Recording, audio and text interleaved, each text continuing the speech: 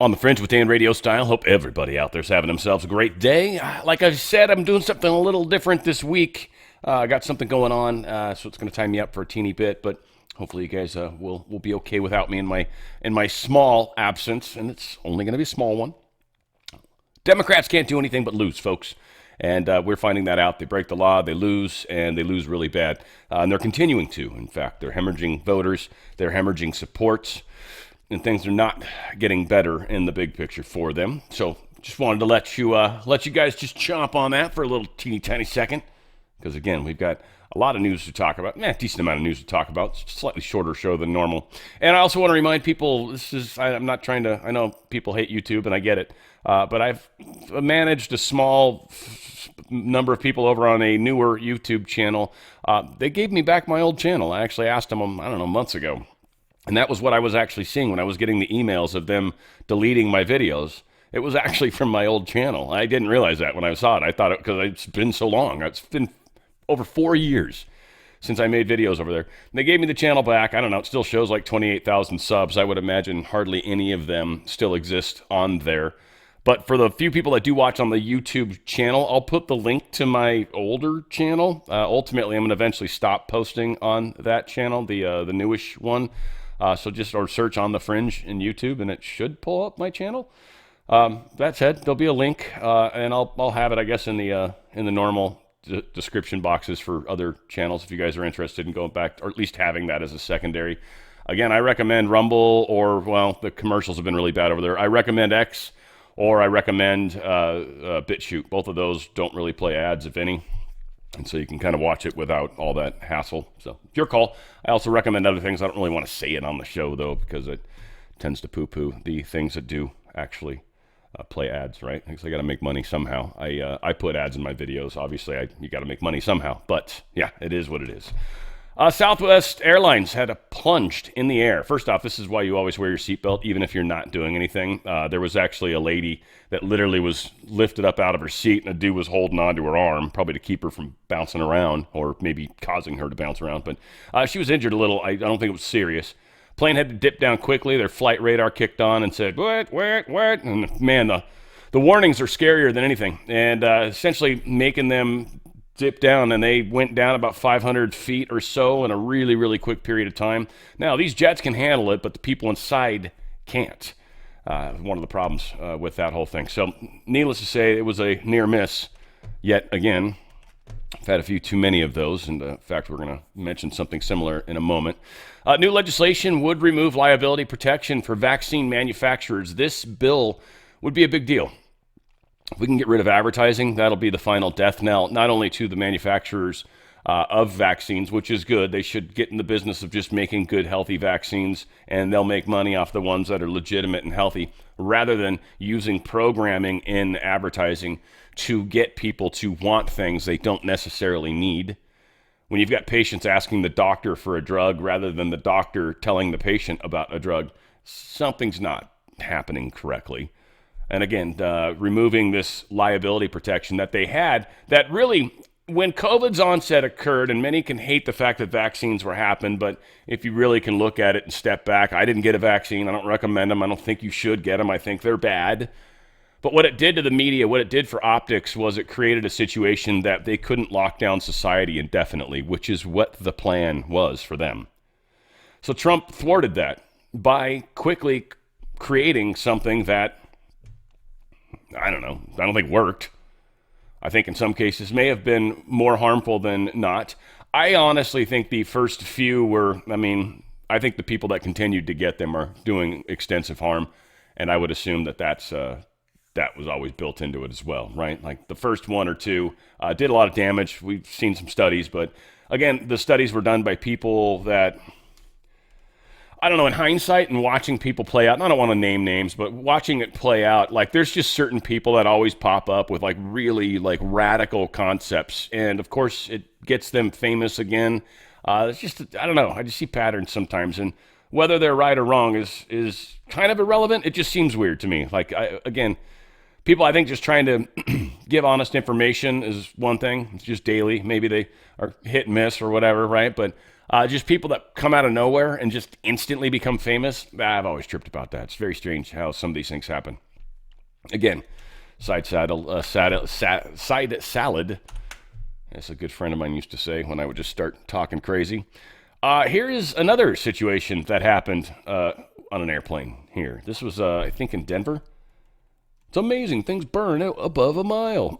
But the brakes caught fire, it looks like, or the wheels anyway. People getting the F off the airplane. Looks like another 737. They're saying that's a MAX. Again, what's interesting to me, and again, it's important what the type of aircraft is. It's just interesting which ones that we're seeing. Boeing stuff that we're seeing typically lately has been one to make Boeing look bad, but generally it's been engines catching fire. That's not Boeing's fault. Boeing has nothing to do with the engines at all. I've been suspecting maintenance all along, frankly. And brakes, well, brakes will wear out. They actually have to replace brakes and tires reasonably often, believe it or not. There's only so many flights you can do before they ultimately need to replace at least both of those. That's why sometimes even if a pilot aborts their takeoff and they hit the brakes really hard, they'll have to go and get a mechanic to check everything out before they're allowed to fly again. It happened recently where they had to abort a takeoff. And a plane landed right on top of them. Thank God, missed them by about 200 feet, which on a runway is very close when you think about height and all that. So a lot of this stuff seems to be air traffic and maintenance.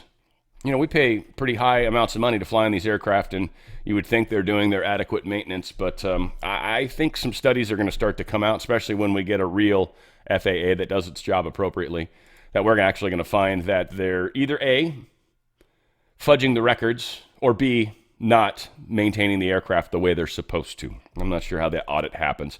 But of course, it wasn't going to come from Pete Buttigieg.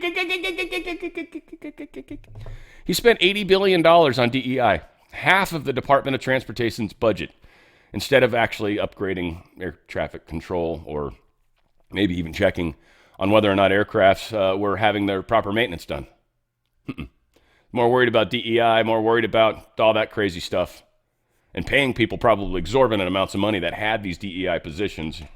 Yeah, it's pretty crazy how this seems to play out over and over and over and over.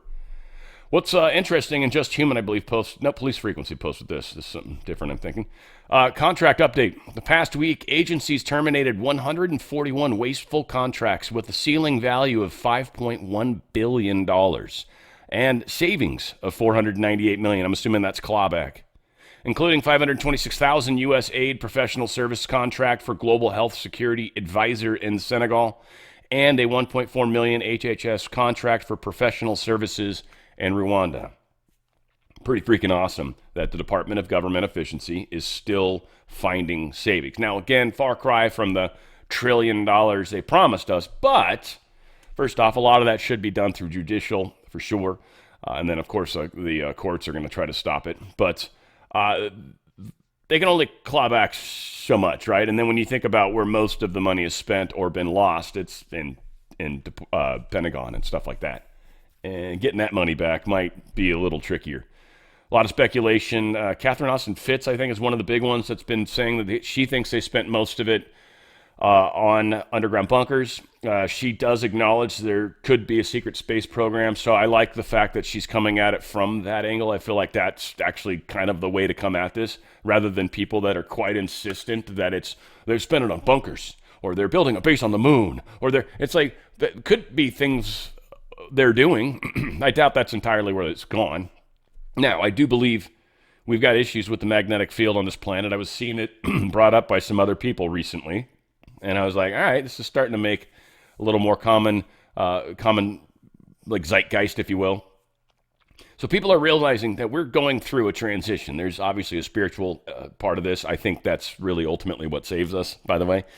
That's the tricky part. But all said, we are going through this societal catalyst moment that is meant to help us all see, one, that we need to take the bull by the horns individually. Each and every one of us needs to get involved or be involved or somehow take control of our own lives from them, start making our own decisions, start doing what we think is right, what we feel is right, rather than constantly listening to everybody else. You can get ideas from others, but ultimately own the ideas yourself. When somebody asks you, why do you believe such and such, you shouldn't say, well, so-and-so said this in a video. You should be able to articulate how it's yours, right? Take ownership of it. Don't steal other people's work, if you will. It's kind of what you're doing when you're, watch this video and you'll understand how I feel. It's like, why? Just tell me. I'm asking you right now. Let's have an interaction, right? Rather than not being able to articulate that in any way, shape, or form. And I think, again, it's important for us all to really kind of come to Jesus moment, basically, right? Each and every one of us as individuals. This whole idea that it's someone else has to do something, or Q's going to fix it, or they should just watch the movie. Like, you're a part of the movie more than just watching it, right? Like, you are literally one of the primary actors and characters in the movie, and understanding and appreciating that is a big, big step. Democrats haven't figured it out. Where this, again, is part of the catalyst. It's how it's supposed to be. But they're getting their lowest ratings. They keep thinking they're going to get these money shots with the stuff they're doing with Trump and with with Epstein. I should be very specific, and I think they countered that with Jiz Lane or Gillen, whatever, Jiz Lane Maxwell. Democrats get lowest rating voters. This is Wall Street Journal poll. Again, I don't like polls, don't care about polls. They've still got the Republicans down, Trump down a little bit as far as net favorability, but Democrats way down, and just been dropping since 2000. Look at that. Since 2000, Obama gave it a little bit of a spike, but then people realized, no.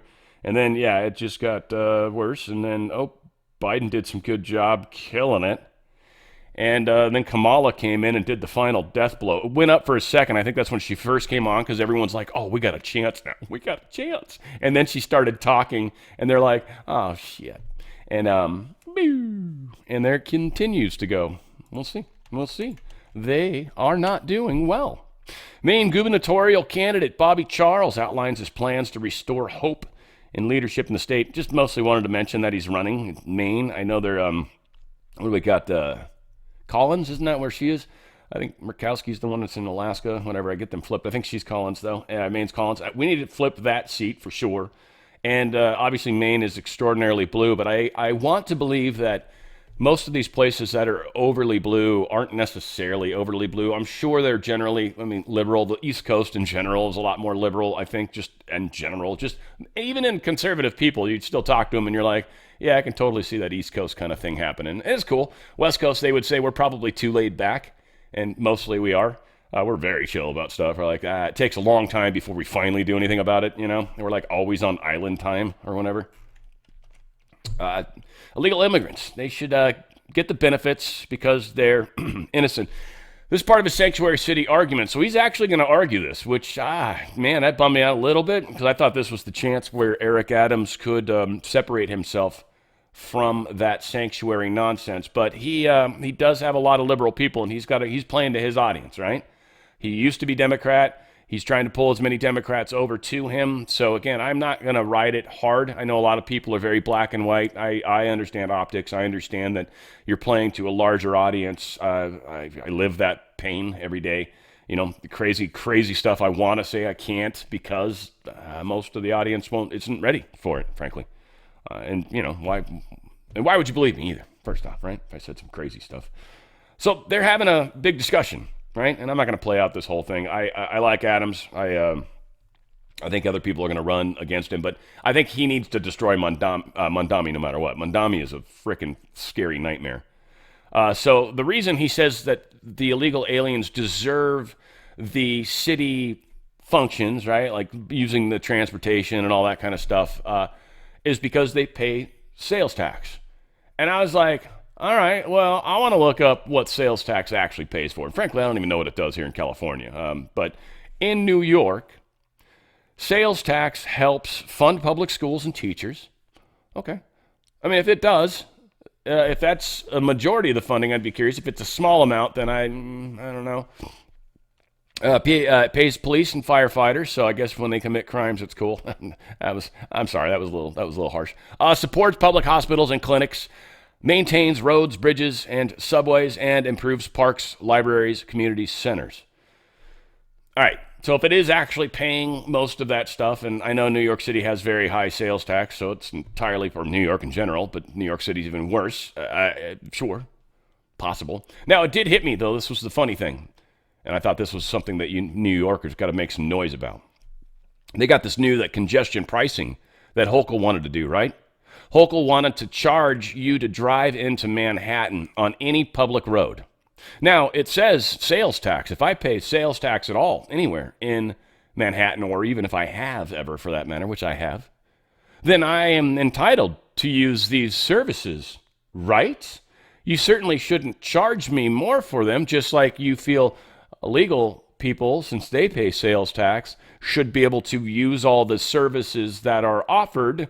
Well, I too, being someone, me, myself even though I don't live there, I paid a whole bunch of crap when I was living there, eat all sorts of food and all sorts of stuff. I paid a bunch of sales tax. Guess what? I get to use the roads. I helped pay for them. Yet they want to charge people tolls to be able to get into the city at all. Congestion pricing. Only the rich can actually afford to drive in, not the poor. Or you'll have to take a bus or something weird like that. Yeah, I just thought that was interesting. But, I don't like the argument per se. Not even a little, actually. I want to tell you guys about Healthy Home. Love Healthy Home. It is making a huge difference. This STEM Active helped, like my shoulder. It was funny. I forgot to take it for a couple days. And actually, the shoulder started, I don't know what it is, but it works. And it just seems to help. But it raises your stem cell count. Somebody emailed or texted or something, and they're like, where are the stem cells coming from? Have you checked? And they're coming from your own body. There's no stem cells in STEM Active. It does not put stem cells into you. What it does is it uses natural ingredients to help your body produce 25 to 40% more stem cells in an extraordinarily short period of time, like within minutes of the medicine really kicking in, your body starts to produce more stem cells. Stem cells are cells that can become other cells, and they turn into, say, you got damaged muscle, right? Especially people that work out because you tear muscle frequently. You need muscle cells to replace those. Stem cells are what do that. They're cells that are like androgynous, right? They're like, woohoo, and then they run in and they're like, I'm a muscle cell now, hoo-ah, right? And if you need lung cells, heart cells, liver cells, whatever, stem cells are what do that. You raise your body's own ability to heal, to replace, to be healthy. It's extraordinarily important. It's actually something that you'll notice even over time. You'll just start to feel better across the board. And it's because a lot of the things that maybe you've been struggling to, heal are able to now get healed. Again, it's interesting when you focus on health and being healthy. You'll do healthier things. You'll just find yourself getting better sleep, better rest, using fewer products that maybe don't help you, right? Like you will just find yourself being healthier. And so Healthy Home, aptly named, or Heal Thy Home, also aptly named. But go to danradiostyle.healthyhome.com. And that's danradiostyle.healthyhome.com. Stem cell, they got the gel, which is like a liquid, super easy. And then the pill, the pills, I'm going to find out. I'm going to try the liquid one of these days. These might be giving me gas. I it's not bad. I burp a few times and then it seems like it's okay, but it is weird. It's like after I take them, I notice I'm like, I think they're causing some bubbles or whatever. But like I said, just understand that balance is one. I'm seeing a lot of ladies trying this. I see emails. I think this is one of the products that keeps popping up. This is from the people I'm hearing from. This is making a huge change. This is, again, that's a hormone help with ladies that are going through the change. Obviously your moods are a mess, your temperature's a mess, makes it difficult to have healthy relationships because you're constantly just fighting this own little internal battle that you don't understand, and certainly nobody else dumb enough to ask you to explain it to them is going to live through that moment, right? And then everything's cool. It's a difficult time for ladies. I'm not going to pretend to understand it. I've experienced it as an outsider, and I've got a very good friend that's telling me about it from the inside. She is raving about Balance. Balance is a transdermal lotion, puts a little on the wrist. You rub your wrists together because you got a lot of blood vessels here. It's just a great place to get it right into your body. It's plant-based. There's no synthetic hormones or anything like that. Causes your body to deal with this a whole lot better. She's noticing she's sleeping better. Her moods are a lot better. She's noticing the temperature differences are better. Her husband's talking about how much better this has been. And he's not using the product, at least directly, but it's making a difference in their relationship. And she's an empath, and it's helping her actually be able to connect with other people better as well. She's even able to do that. It's like she's not used up all of her patience just trying to deal with her own body. And now she's got a little in reserve to try to be and deal with people, which a lot of us are here to make a difference in the world. Balance is helping people find balance when they're going through these weird changes as we grow. Another fun one is losing hair. A lot of us, self-included. Collagen is major. It helps with sagging skin, sore muscles, joint discomfort, all that stuff. You want to check it out. It's collagen peptide. It's liquid. It gets into your system almost immediately. This stuff rocks. It is an excellent source. Girlfriend's actually doing double doses of it right now. She loves it. She was freaking out about her hair, and she's noticing a lot. I noticed when she came back, her skin looks amazing. Her skin looks amazing. She's got like 0 wrinkles in her skin now. It tripped me out. I don't know if it's, probably because she's not doing anything else. It's amazing what it's done. Prime is incredible energy. Love it. It opens up your blood vessels. It causes more blood to flow. It just gives you more energy. You'll notice that you've got more energy. You won't notice exactly how or when. It's not like you feel it. It's not like caffeine where you kind of get a buzz from it almost. Like you don't feel it like that. You just have more energy. You'll just notice I've been doing all sorts of stuff and I didn't have to stop. I didn't have to sit down. I was able to get up and wash the dishes and do this and take out the trash. And I was like, holy crap, I don't normally do all this much stuff at one time. And I feel great. It's amazing. Powder, this little packets, kind of good. Actually, it really starts to grow on you. And then Stem Active for pets, like chewable tablet for your pet. It's about half the price of what the people pay, just so you know. It's not super expensive, but same concept happens with your pets. They need to heal. They've had a surgery. They've got damage. They've got arthritis. They've got things like that. You're actually giving them the ability to heal themselves and actually feel better. And I've definitely heard people talk about how their pets seem to have a little more bump in their step, a little more energy, a little more. They just seem better, Like, again, as pets age, that's one of the hard parts, and you start to notice that they're not the puppy they used to be. But you see a little more of that puppy-esque behavior, and it'll make you feel good about it, and that's for sure. And your little guys, little girls are doing well. Go to danradiostyle.healthyhome.com. That's danradiostyle.healthyhome.com. Make those healthy choices for a healthier life. Justice Department granted Guile Maxwell. I don't know. I want to call her Jiz Lane, but I feel like since she's sort of maybe helping us, I'm going to be somewhat respectful. Not that I should. She's a child trafficker. Not nice. Justice Department granted her a little bit of a immunity. This common thing that they do during the discussions that had been had. So she seemed very capable and grateful, and had a long discussion. We know they are not officially have asked for a pardon, but have publicly talked about it on a newscast essentially, and so they said they want a pardon. Trump was asked directly, and he's like, I haven't thought about it yet. We'll see what happens. It depends on what Blanche has to say. They spent 2 days together. And so that all ties in. And I think there's a complexity here. I wanted to spend a couple moments on this, and I'm pretty stoked that Dan Bongino finally posted, by the way. Now, something happened with this Epstein stuff. And we know James Comey's daughter was directly involved. She was involved with the Epstein case. She's been involved with the Diddy case. She's been involved with SDNY. So she's probably been involved in a bunch of these weird cases in the past. She's been directly involved with this Epstein stuff, with the files. She's either aware of stuff that's in there that's probably like got pictures of Trump, because there's pictures of Trump with his arm around this guy going back before Trump finally kicked him out of Mar-a-Lago. Trump did fly in his plane one time, but he went to New York. He's never been to the island. That's been confirmed on numerous places. So there are places where Trump probably shows up in the Epstein files. And how that gets spun and whether or not fake stuff's been added is a big question. Now, when this whole Dan Bongino, Kash Patel, Pam Bondi eruption occurred, I kind of figured it wasn't probably true. It was being reported by Axios, and then it was double reported by, I want to say it was like Washington Post or something like New York Times. I don't know, one of those rags. And it might have been Wall Street Journal. It was just one of those rags over there.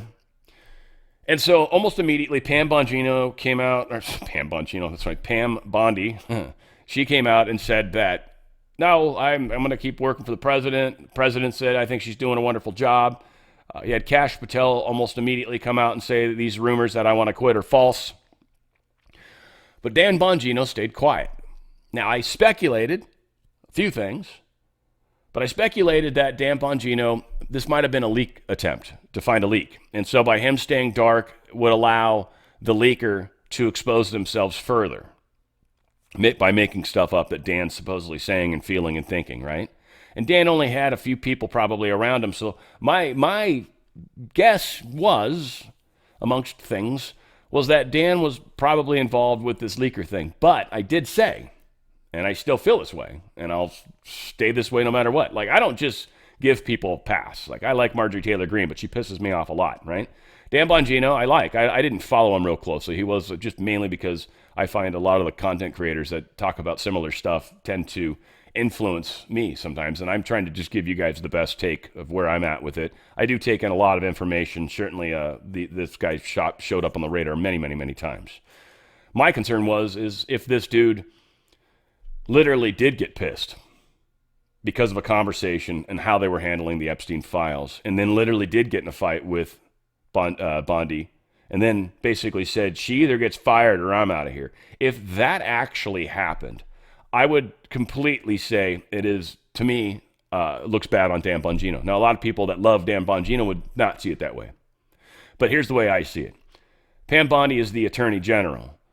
Kash Patel is the director of the FBI. Dan Bongino is number 2 at the FBI.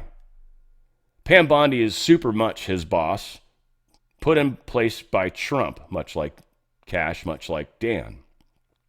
For the second in command of the FBI to demand that 2 people above him be fired because they don't like the way this Epstein stuff's being handled, if there's even a smidgen of truth to that, that sounds like a bitchy move. Now, I can understand not wanting to have to face the public and continue to say shit that you know is not necessarily true. You can only speak to the facts. I get that's got to be very frustrating, especially when he's got a history of talking about a lot of these things. So again, no slam on Dan, just acknowledging that I'm, one, very happy he's finally said something, and I like what he said. And I want to share it with you, of course, but I wanted to build all that up because I've been talking about this for weeks. And so it's nice to finally see some of this resolved. During my tenure here as the Deputy Director of the FBI, I have repeatedly relayed to you that things are happening that might not be immediately visible, but they are happening. The Director and I are committed to stomping out public corruption and the political weaponization of both law enforcement and intelligence operations. It is a priority for us. But what I have learned in the course of our properly predicated and necessary investigations into these aforementioned matters has shocked me down to my core. We cannot run a republic like this. I'll never be the same after learning what I've learned. We are going to conduct these righteous and proper investigations by the book and in accordance with the law. We are going to get the answers we all deserve. As with any investigation, I cannot predict where it will land, but I can promise you an honest and dignified effort at truth. Not my truth or your truth, but the truth. God bless America and all those who defend her. Respectfully, Dan. See, to me, it sounds like maybe he was a little pissy. And hopefully, likely, and my speculation is somebody, might have been Trump even, said, take a few days off and cool down. Think this over. Understand the big picture. Understand your role in this. And understand how important that role is. It can't be your way, Dan. It's got to be this way. This is how it's got to be. Or if it's Trump that's having the conversation, it's got to be my way. Go with me on this, please. Give me that. Take a few days off. Don't say anything to the public. Let this wash over. Here we are. I think a lot of that likely is how this played out, which again speaks well of Dan. Speaks well of Dan. So hopefully we're moving in the right direction. Guile Maxwell's lawyer says she discussed about 100 different people. We sort of talked about this. She answered everything, though. Never invoked privilege, never refused to answer. So very, very good stuff on that regard. Here's a couple places they've been chatting about some of what came from the second day. So we got Fox News, and I think I got one other one. Let's check this out. New at 2, Deputy Attorney General Todd Blanche's meeting with convicted sex trafficker Guile Maxwell has ended. This as critics are calling for more transparency in the Jeffrey Epstein investigation. Welcome back as we head into hour 2 of America Reports. I'm Sandra Smith in New York. And Bill, great to have you here today. Great to be with you as well, Sandra. I'm Bill Malugin in Los Angeles. John Roberts has the day off. That meeting Sandra just mentioned just wrapped up moments ago. Maxwell was escorted back to the prison from the courthouse in Tallahassee. Her attorney said they had a, quote, productive meeting with Blanche, but details of their talks still remain under wraps right now. All right, Fox Team coverage is at the ready. Chief legal correspondent Shannon Bream is live here in New York City, standing by with analysis. But first, let's get to our justice correspondent, David Spunt. He's got the latest from Washington for us. So, David, what else did Maxwell's attorney say? Well, he said a lot. We wish we could be in and hear what was said in the actual meeting. This meeting was a lot shorter than it was yesterday, but this was a two-day event. The highlight, though, it appears that her team wants a pardon. Watch. We're going to take one day at a time. I know that's very cliche, but it's true because things are happening so quickly. We haven't spoken to the president or anybody about a pardon just yet. And you know, listen, the president this morning said he had the power to do so. We hope he exercises that power in the right and just way. But the president leaving the White House today was asked directly about a pardon or commutation of This has to be scaring the crap out of the deep state. Has to be, right? Just absolutely has to be. Here's Trump talking to reporters about, I think, what's going on with, I think this is Epstein, should be, from where I've placed the story. Anyways. What are you hoping Blanche interviewing Guile Maxwell? What are you hoping that they get out of that? I really have really nothing to say about it. She is being talked to by a very smart man, by a very good man, Todd Blanche. And I don't know anything about the conversation. I haven't really been following it. A lot of people are asking me about pardons. Obviously, this is no time to be talking about pardons. But a lot of people have asked about pardon. This is just not a time to be talking about pardons. Todd will come back with whatever he's got. You're making a very big thing over something that's not a big thing. You should be talking about, if you're going to talk about that, talk about Clinton, talk about the former president of Harvard, talk about all of his friends, talk about the hedge fund guys that were with him all the time. Don't talk about Trump. What you should be talking about is the fact that we have the greatest 6 months in the history of a presidency, according to a lot of people. And we had an amazing 6 months. And this is sort of an example of it. Now we're meeting with the European Union, we're also meeting with, as you know, the head of UK, Prime Minister, and I look forward to that. But we're meeting, in terms of a deal, we're meeting with the European Union, and that would be actually the biggest deal of them all if we make it. Did you ask House Republican leaders to not vote on the resolution about releasing the files? I was never involved in that. I'm focused on making deals. I'm not focused on conspiracy theories that you are. I mean, I watch you people. It's so sad. You ought to talk about the success of our country instead of this nonsense that you talk about over and over again. And understanding, again, how the secret to success is what you focus on is what you draw more to your life. And right. And so they're constantly focused on the negative, constantly trying to spin it into a negative. And Trump's like, do you not realize the incredible stuff that's happened in the last 6 months? And again, to all the people that are focused solely on Epstein, that released the files, which we don't even know what the hell those actually are.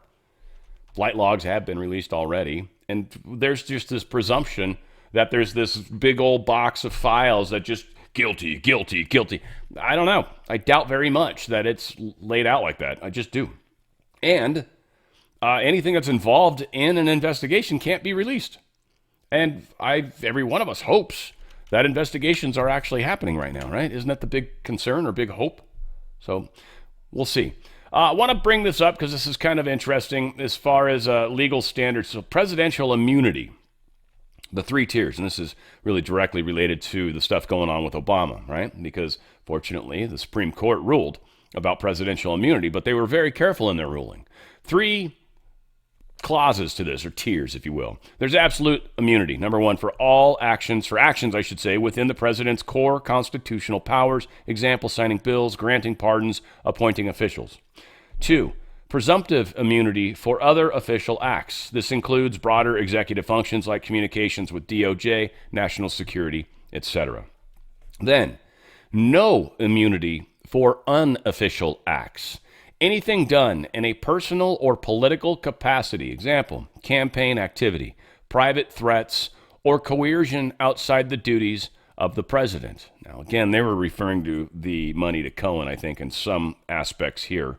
But this also works against Obama, too, doesn't it?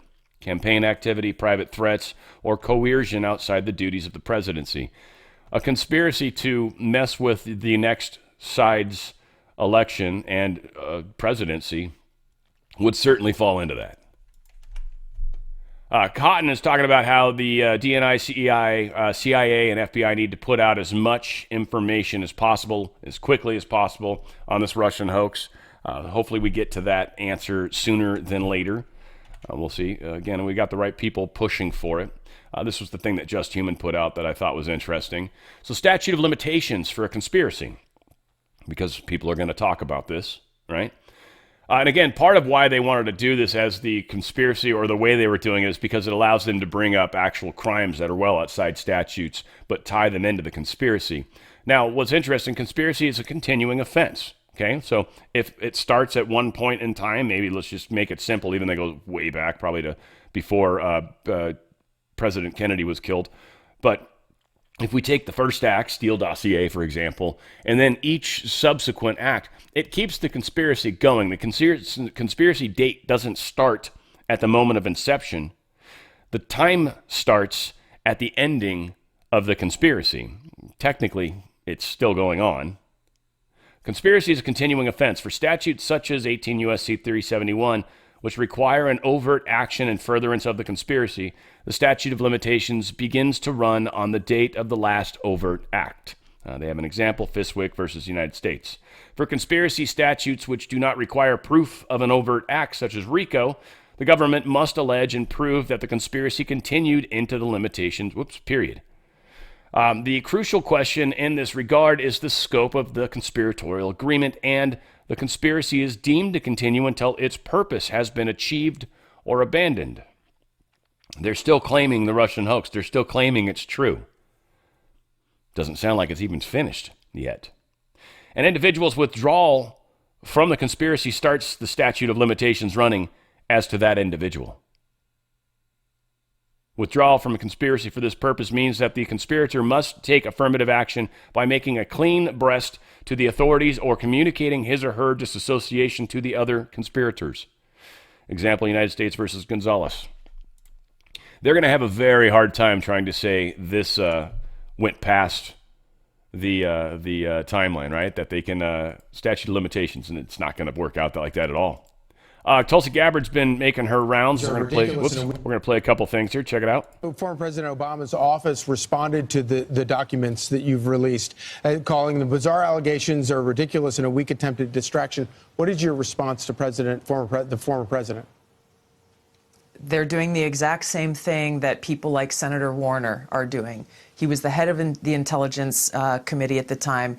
They would have to admit and actually address the details of their complicity in this, or their absolute failure in conducting the most basic responsibilities of, again, asking, where is this intelligence coming from? What are the sources? What proof do you have of these of this high confidence assessment? Remember, John Brennan and James Clapper at the time assessed, and James Comey, with high confidence that Russia aspired to help Donald Trump win the election in 2016, when there was no credible intelligence that actually reported that.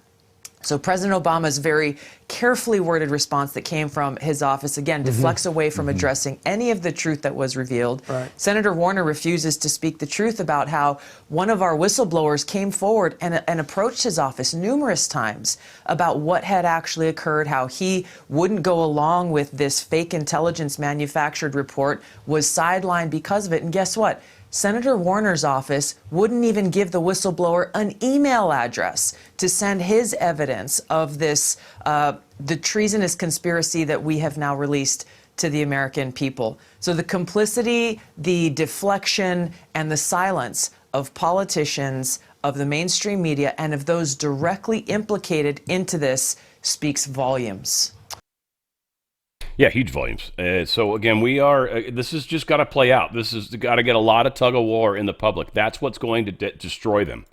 They will destroy themselves, but we must be patient and let it play out. And frankly, here's where I say enjoy the movie, because this is where we get little snippets of the movie, like just day after day, you know, and watch it kind of evolve. And I believe it's kind of fun that way. Here's Nunes talking with Matt about the evidence and whatnot. It's always good to get together with my Russia hoax friends. You and I were like the OG Russia hoax truthers, and I really learned about this when I saw you travel to the White House when, as the chairman of the House Intelligence Committee, you learned that President Trump's campaign had been spied upon. And a lot of people don't remember this, but when you did that, the Republican-controlled House Ethics Committee launched an investigation into you and demanded that you recuse yourself from the Russia investigation. You were a voice in the wilderness at times. Now, with all of the information that has come out from Director Gabbard and our former colleague John Ratcliffe, how do you feel about the historical reckoning of the Russia hoax? Yeah, you know, those were really dark times, Matt, and I was grateful for you and others who stood there, stood tough, and fought this fight, because many people wanted to go along with the fake news that the Russia hoax was actually real. Clearly what came out this week, the report that was released, you know, that was the report that we had completed. Trump had declassified multiple times. It just made its way out. I mean, that's how corrupt things are in Washington. And when people talk about, if you don't think the deep state's real, one would need to go to read that report that now Chairman Rick Crawford from Arkansas has put out, that we did 8 years ago. The fact that this is just getting out now, I think, should raise serious concerns to all Americans. And you ought to take the time to read that report and then ask yourself, why was this classified for so long? So I'm really thankful for Director Tulsa Gabbard's support in getting this out. I think she's bringing a level of transparency to this. And of course, the big question everybody asks is, you know, is the Department of Justice going to be able to take this and hold some of these criminals? And I say criminals because I referred many of them, as you are well aware, back in 2017 and 18, who've never faced, serious justice. I wonder too how many people are what was the movie that with the opera song at the end of it that we all keep talking about, right? That at the very end of the movie, these secret hidden hands, if you will, are smoked in the middle of the night, right? And that was like, I think why that opera song, I'm trying to blank on all the names. You guys probably know what I'm talking about, but the opera song that Trump's been playing relates to that movie where the nuclear bomb blast happened. I think Ben Affleck was in it or whatever. It's a great-ass movie, right? This is that part where these moments are playing out. We're going to get the ones in court that we can. I think a lot of people are talking about, being able to try all these people in Gitmo, and I've heard really huge numbers that there's a large, like hundreds of thousands of people that have, this hidden dockets or hidden whatevers, right? And so we've got way too many people to try to deal with. I don't know how this plays out. Hundreds of thousands, even in courts, there's just no way you can try that many cases. There's not that many judges. Even if each case took 3 hours, and then you do 8 a day, so you can do 2 a day even at 3 hours, which is ridiculously short, by the way. So you can do 2 cases a day per judge, and you got 300,000+ cases that you need to sit through. Like, obviously, you got to triage it. There's people that have to do that. That takes time. It's hundreds of thousands of cases. It's just a lot of data to work through. So we got a huge thing that we're working through. It's going to play out how it plays out. Again, we're taking control. If we can actually get a clean election, that buys us all sorts of time. Nationwide ICE op catches arsonists, pedophiles, human traffickers. They just, again, caught multiple people. Just wanted to shine some light on some of the successes that we've been seeing. Hence the Trump, thumbnail. But Trump says Kamala campaign broke the law by paying Beyonce, and you're right. Beyonce and Oprah, both, by the way. Beyonce did not perform a song. You cannot pay an artist to come out and just endorse you. It's against law. And they did it. They paid these people $100,000 or whatever, $1 million, like some insane amount of money. And it's totally not cool. $11 million to singer Beyonce. Holy shit, really? That much? Damn. $11 million. says, I'm looking at a large amount of money owed by the Democrats after the presidential election and the fact that they admit to paying, probably illegally, $11 million to singer Beyonce for an endorsement she never sang, not one note, and left the stage to a booing and angry audience. $3 million for expenses to Oprah, $600,000 to very low-rated TV anchor Al Sharpton, a total lightweight, and others to be named for doing absolutely nothing. These ridiculous fees were incorrectly stated in the books and records. You are not allowed to pay for an endorsement. It is totally illegal to do so. Can you imagine what would happen if politicians started paying for people to endorse them? All hell would break out. He loves that break out instead of break loose. I like that. All hell would break out.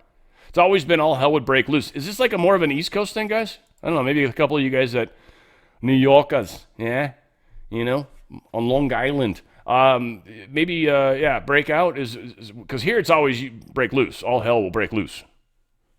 I mean, technically the same thing, I think. It sounds like a burnout's what it sounds like, but whatever. I don't know, people. I think out loud sometimes. Trump blasts California over handling of fire aid funds. We sort of talked about this too. They basically stole $100 million. They stole charitable donations. None of it actually ended up anywhere in the fire areas, the Palisades areas. None of it seems. And so that's just, again, this is what Gavin Newsom does. This is what California does. This is how the Democrat Party operates. This is how the deep state operates.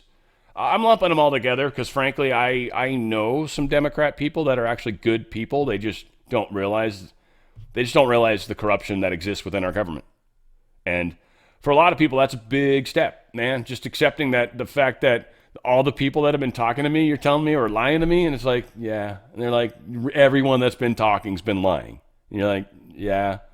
Like the Truman Show, right? Trying to sit Truman down. And like if he hadn't have figured it out on his own, you couldn't have told him. Yeah, everybody's fake, you're saying. If that was true, then you'd be fake. And he's like, yeah, I'm fake. Yeah, then, right? Like, it's a lot. And again, just love a fellow human. We're human beings, not human doings, right? We're human beings. We're living this experience. Or as people have aptly said very much more correctly, we're spiritual beings having a human experience. We're not human beings having a spiritual experience. It's the other way around. We're spiritual beings. We're already before and will always be after. And we're having a human experience. So others are as well. Every single one of us is the creator of our own experience, but we have this sharing that we're trying to work on together. And find common ground, too. Constantly talk about the ripple effect, right? I was joking the other day. I'm like, oh, you have 2 ears? I have 2 ears. So, you know what? When kids are doing the acronym, like it's like you don't want to just jump straight into something crazy based off of some weak causal connection, right? Like, you got 2 arms? No way. Like, that's just not a good way to start it. You got to find common ground. You have kids. You believe in the sanctity of a healthy economy. I don't know, something. There's got to be something that will allow you to bump into their boundaries. And that's really what it comes down to. Find someone's boundaries. You can bump them a little bit, but don't do it screaming past them. That's an assault, if you will, to most people, even probably to you, right? Some of the transgender stuff is a very strong poison pill to many people on our side of the fence, right? And it is. I'm not trying to say it's not, but I don't just hate transgender people. I don't like it when they put it in front of the children, when they put it in schools in the young age. Like, that doesn't need to happen. That's programming. Kids are very, very open to whatever you tell them. And if you tell them, this is what's supposed to do, you're supposed to dress like a clown and be a different sex, then they're going to do that, right? And that's, again, not passing judgment.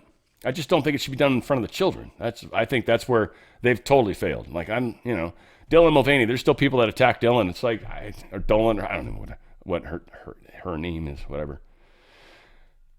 Like, I don't care. I really don't. I don't follow that individual. I don't do it. I still don't buy Bud, at least Bud Light. My friends all like Bud, unfortunately, because they're on the left. They don't care.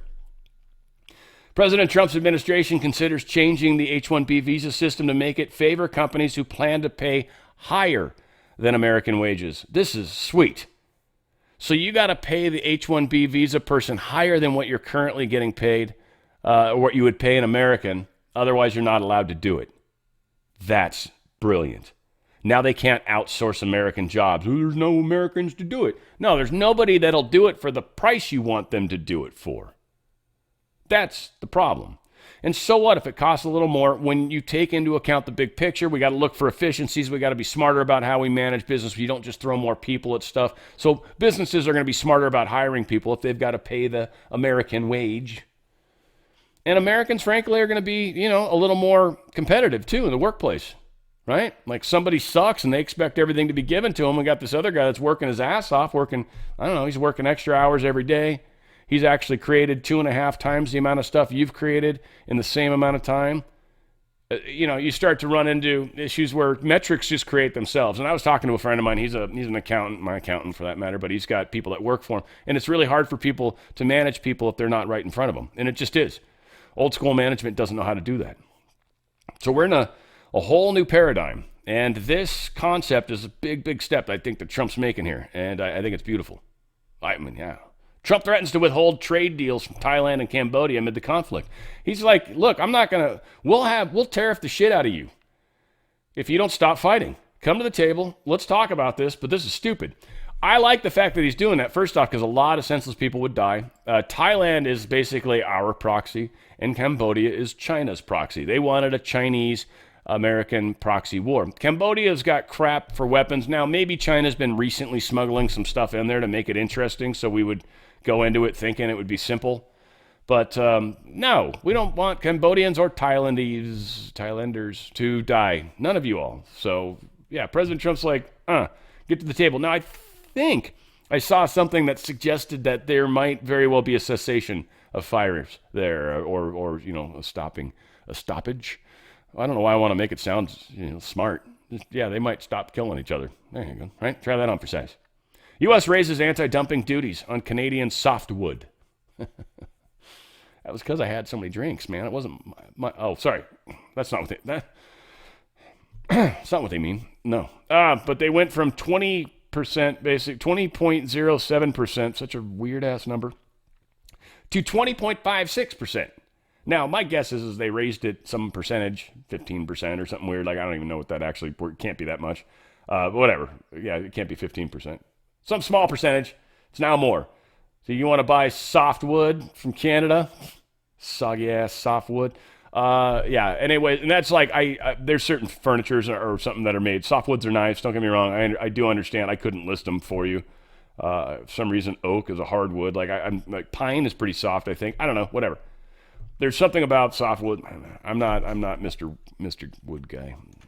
Hell, I have a hard time fixing the stupidest stuff. I'm oddly retarded in some ways that really bothers me, but whatever, man. We're all you're good at what you're good at and you're bad at what you're bad at, right? Like, I'm telling you folks, sometimes it's just disappointing. You're just like, really, dude? Former Secretary of Commerce.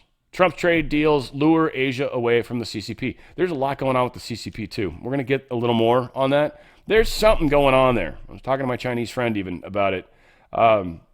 One thing she said, which is true, and it's like, damn. She says, anything that comes out about Xi is, you can't necessarily believe it. It's like really hard to get information out of China. Very hard. They are oddly really good at keeping people from communicating. You can even use special little communication equipment. They'll catch you, bust you, and you're done. Or they'll shut it down themselves from a distant standpoint. They're good. And what TikTok does is abhorred, by the way. And a lot of people don't really understand or appreciate how horrible TikTok is. There's other platforms that do the same kind of thing as far as what it's providing, but not the way they do it. And that's what makes it the CCP. And that's where I wish people were smarter about it, because TikTok, although it's great, oh my God, I got 40,000 views. Yay. Yeah, it's because you were bad-mouthing something, or you're using something that can be propagandized against the United States. It's just, you're helping the enemy, kind of. So, former secretary, trade deals are screwing up that whole fresh little pain they got going on. China releases draft law amendment to tackle price wars. Again, I don't know if this is when they've readjusted their currency, but they've done some weird things. There's like 4 of these little special deals that they're about to go through. This one they're doing right now, they've done 3 other times, and they've been significant, or 4 other times. Might be. I think it's 4 other times. This will be significant. Whatever. 4 or 3, right around there. This is something they've rarely done. And it goes way back, too. Way back. Early part of their real evolution. So this is strange times, and we are seeing China have struggles. I was curious what the futures were. I mean, it's early on Sunday, so it's not going to be much. 33, 38. Again, I was even hearing Juan talk about it. Juan O'Savin, he's one of the people that does see, and it influences me when I watch people. It's probably part of the problem, but he's kind of pretty big in the business. Everywhere he hops up, he brings a lot of views. So what he's saying matters. Whether it's right, we'll see with everybody. Ben Fold versus another significant one. I still hear his stuff. Man, it's getting really hard lately. Whatever the case is, when it comes to Juan, Goldbacked currency is the future, period. It is the future. A money backed by golden currency. Like Nino is even asking him, he's like, what about crypto? What about, what's the Nasara Jasara? It's bullshit, folks. All of that is bullshit. The Nasara Jasara, that would never happen. If it actually did, it would cause inflation to such a level that, anything that, so you get, if everybody got $1 billion, then everything would instantly become, more expensive by a weird factor, right? And then it would be like, well, for those that have $100 billion, they can actually buy stuff that you can't, because you only have $1 billion. You're like poor. It would just inflate the hell out of things. It's not going to happen. It's not going to happen that way. Let's put it that way. That concept is going to happen, but slowly in different waves. But it's not going to be this moment where everybody gets their birth certificate money and stuff. Sorry, that is not going to happen. That's going to piss some people off. I apologize. But gold and silver are actual physical commodities. They're worth, for a lot of reasons, they're worth stuff. They're actual physical. Crypto and stuff, he basically says is not the future, which I kind of always thought too. You can make money off it. There's no question about that, but it's extraordinarily volatile. And if you don't know what you're doing, you can also lose money big time in crypto. So again, crypto is probably not going to be the backbone of this country in any way, shape, or form. The central digital bank currency was. That's where a lot of the XRP and Ripple and all that, right? Like all that stuff was supposed to back a lot of the deep state system, which isn't going to happen. Again, I bought a bunch of XRP and Ripple, by the way. I think it's the same. XRP is Ripple. What's the other one? I forget the one that's like the intermediary in between. There's like another component to that one. The second, that's one super cheap. At least it was. Whatever. I don't expect the price of that to continue. It's up 4 or 5 times what I bought, but we'll see. We'll see. Gold and silver have been holding steady, and they're going to continue as things shut. Look, I don't want to do a big commercial, but I do, but DRSLikesGold.com. If you've got a 401k or an IRA, get out of their system, seriously, or at least diversify a chunk of your funds into precious metals. They're ultimately going to turn into our new treasuries, or they will be backed by the new treasuries, and if you actually have the physical, then you're set anyway. So you're already a step ahead of everybody else, and then you can just easily transfer that into treasuries. It will be kind of the way we're most likely going to move forward, and certainly other people that I've got some respect for agree with. So we'll see. DRSLikesGold.com. I'm only playing that down. I'm not trying to be a dick to Juan. I just don't want to crawl up his ass like everybody else does. So whatever. Some respect for him. DRSLikesGold.com. DRSLikesGold.com. Get out of their system. Get some precious metals IRA. You can still pump money into it pre-tax. It's beautiful, and it's kind of I don't know if your company will support that, so whatever you can do, stop it doing it by your company, and if they're doing a match, then keep it going and diversify out and just still keep pumping money in there, but at least get some of your winnings out while you can, right? Like at least pull some of the chips off the table and cash them out and put it in your pocket, and if you make more, because you're playing with the house's money at that point, right? Just be smart about what you're doing. DRSLikesGold.com, DRSLikesGold.com. I don't trust that system. I recommend you get out of it. They can help you do it tax-free, penalty-free. They're going to give you up to 10% free silver for your face value. So, again, just some pretty cool stuff going on in there. Travelers going to pay a new $250 Visa integrity fee. So to be able to come to this country from other countries, you're going to have to pay an extra $250. All right. I don't know. Europe does that to us, so that's fair. Brazil Supreme Court declines to arrest Bolsonaro for violating a social media ban. He didn't really violate a social media ban. He did an interview, and the court, though they were about to throw him in jail, decided because of the backlash that that's fine. You just, as long as you don't use social media. So again, the deep state Supreme Court in Brazil is just horrific. Whatever, I forget the dude's name, but yeah, Judge Morass. My ass, your ass, more ass. We need more of your ass. That's what we need. Get your act together. Trump laments horrible invasion of migrants killing Europe. Yeah, same thing's happening there. This whole European thing is a mess. And the European Union members that are of the smaller category that don't have a real say, and they're trying to even silence, that's one of the expectations of where Ursula von der Leyen's going to try to take it, is to where they could silence, Hungary, because it's not as big a country, and then Germany and France would have a larger voice, maybe Italy too, but Italy at least is kind of on our side, so we'll see. We'll see how it all plays out in the big picture. European Union secretly pressures U.S. firms to censor immigration criticisms. Again, this is very strange.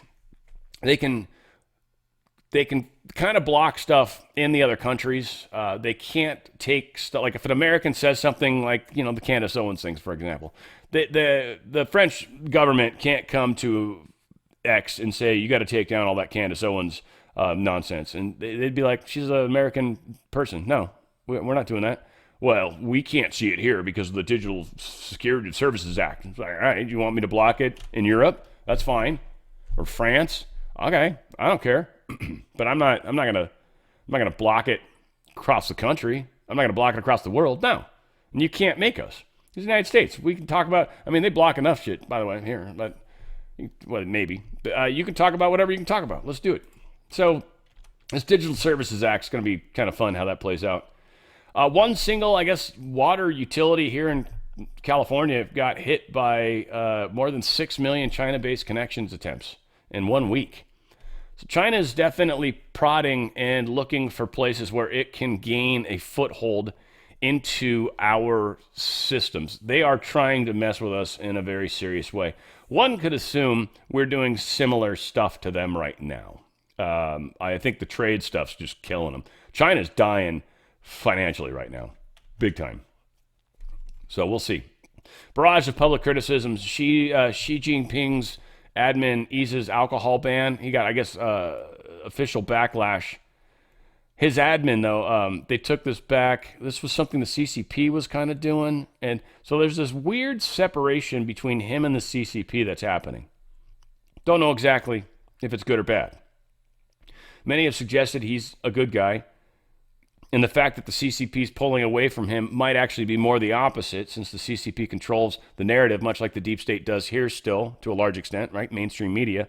So a lot of the information that comes out makes it sound like the CCP's the strong one when they're weak. So there's a strong chance that the CCP is being isolated and losing power and control and influence. We'll see. Fingers crossed. But there is stuff to signify that seems to be moving in that direction.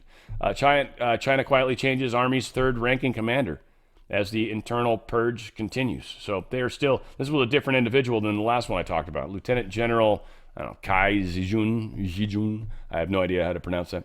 I don't have my Chinese friends. They tried to hide it behind a paywall or an email wall, which I still won't give them that. Donald Trump truthed this out. I just had a very good call with Prime Minister of Cambodia and informed him of my discussions with Thailand and its acting Prime Minister. Both parties are looking for an immediate ceasefire and peace. They're also looking to get back to the trading table with the United States, which we think is inappropriate to do until such time as the fighting stops. They have agreed to immediately meet and quick work out ceasefire and ultimately peace. It was an honor to deal with both countries. They have a long and storied history and culture. They will hopefully get along for many years to come. When all is done and peace is at hand, I look forward to concluding our trade agreements with both. Basically, we ain't doing shit until you guys stop fighting. Get done with that and we'll be fine. U.S. is going to engage Russia on nuclear disarmament treaty. They're not going to let the START treaty die. I think this is, this is still the new START treaty, I guess. This limits the amount of weapons we can have. What we've essentially done is just improved the quality of the ones that we've kept, and we get rid of all the bullshit ones. But that's good. I mean, we don't need, thousands of nuclear weapons. We've got more than enough to kill the planet hundreds of times over. So we're cool. And I mean, again, I don't know. Yeah, I mean, a nuke's got to be properly triggered, or it just makes a dirty bomb. So if you blew up a nuke as it was coming in, it would just create a big old spread area of damage. Like, you'd never be able to live in that place again. Like, so even if you shoot down the missile as it's coming down on top of you, you're still screwed. You got to blow it up way higher in the atmosphere, and then you actually have a chance the shit's going to melt in the atmosphere on the way down. Lockheed records $1.6 billion in losses, mostly linked to continued strife on classified aero program. It's interesting. They got like two different products they kind of admit they're working on. Skunk Works, they fixed contracts so they can't ask for more money. This isn't really opened up, is it? They called it game. Where's the fixed price aeronautics program, as well as a loss on a foreign helicopter project? Yeah, that's it. That's what we get. Fixed price aeronautics program. So some aeronautics program, they gave them X number of dollars to figure out how to do. My guess is since Lockheed's involved with the stuff they're already involved with, that's why Boeing got the X-47, was to keep them viable, because Lockheed is doing such a brilliant job. Obviously, they've had some issues trying to move us to this next phase in a couple different technologies, and so because of that, we haven't moved forward. And helicopters, like, I think some of the stuff they were wanting to do with helicopters, maybe that's going to go more into drones. That would make sense. A lot of the tech that we've learned from helicopter project, because they're trying to stealth out helicopters, but it's good. There's a reason for that. But do you need hundreds of those, or really you better off making millions of drones that are really hard to see and hear, because they make so much damn noise. Even the ones they were playing on that Pentagon video with Hegseth, right? Like, it's like, what? The guy's like screaming, just so you know, this is America, it's strongest. It's like, dude, see, you sound like you got a lawnmower flying above you right now. What the hell? Media Matters at Soros Media Company. Yeah, they're facing financial ruin right now. They're being sued by a few of our companies. I forgot about that. These things started forever ago, but they're being forced to cut staff. Let's see. The organization, which has long targeted conservative public figures and media, is now facing severe financial crisis. It defends itself against lawsuits and investigations initiated by Elon Musk and allies of Trump. So few people are going after Media Matters, and they are in a tough place, and they're losing money, bleeding money. They're a Soros group. I think Elias Group is also pursuing Media Matters for millions and related stuff. Like, everybody's trying to get money out of this group. Don't know what's going on. Looks like Media Matters is in big trouble. That's for sure. And I think this is one of the last things. Trump signs order to preserve college sports, ban pay-for-play. It's kind of interesting what this was. Collegiate athletic departments with greater than $125 million in revenue during the 2024-2025 athletic season should provide more scholarship opportunities in non-revenue sports than during the 2024-2025 athletic season, and should provide the maximum number of roster spots for non-revenue sports permitted under the applicable collegiate athletics rules. What it kind of sounds like is, we think you should take your really big money-making sports, which I would assume is predominantly football and basketball, probably mostly, and spend some of that money on some of the other athletic programs to make sure you give a fair chance, probably also to women's sports too, to help give them a fair chance. So I'm sure that's what a lot of this has to do with. It's an interesting executive order, frankly, but it's interesting times we're living. I hope you guys enjoy. Like I said, you might not hear a video for a day, but that said, we will get back to you immediately. I've got a great idea that I'm punting around in my head for music, but I'm going to think about that as well while having a pina colada or maybe a Mai Tai. We'll see how saucy I feel at the time. But I love you guys. I'm going to keep fighting with you. I'm going to keep moving forward with you. Where we go one, we certainly go all. It's on the Fringe with Dan Radio Style.